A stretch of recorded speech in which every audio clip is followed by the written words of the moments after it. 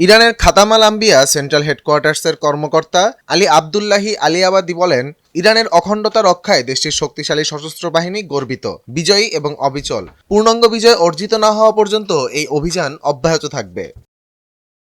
তবে জেনারেল তার বক্তব্যে পূর্ণাঙ্গ বিজয় বলতে ঠিক কি বোঝাতে চেয়েছেন তা স্পষ্ট করেননি। বিশ্লেষকরা বলছেন, যুক্তরাষ্ট্রের সঙ্গে সম্ভাব্য আলোচনায় কোনো ধরনের ছাড় দেওয়া নিয়ে সতর্ক করার জন্য এই অবস্থান নেওয়া হয়েছে।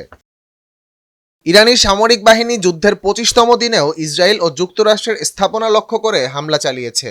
এর ফলে দুইটি গ্যাস স্থাপনা এবং একটি পাইপলাইন আংশিকভাবে ক্ষতিগ্রস্ত হয়েছে। অন্যদিকে মার্কিন প্রেসিডেন্ট ডোনাল্ড ট্রাম্প একসময় ইরানের বিদ্যুৎ অবকাঠামোতে হামলার সম্ভাবনা থেকে 5 দিনের বিরতি ঘোষণা করেছিলেন।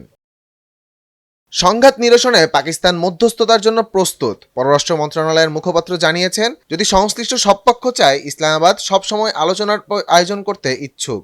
ইতিমধ্যে পাকিস্তান সেনাপ্রধান মার্কিন প্রেসিডেন্ট ট্রাম্পের সঙ্গে এবং প্রধানমন্ত্রী শেহবাজ শরীফ ইরানের প্রেসিডেন্ট মাসুদ পেজিশকিয়ানের সঙ্গে ফোনালাপ করেছেন। আশা করা হচ্ছে আগামী কয়েকদিনের মধ্যে ইসলামাবাদে দুই দেশের প্রতিনিধিরা বৈঠকে বসতে পারবেন। আহমদ জামিল হক, নয়া দিগন্ত।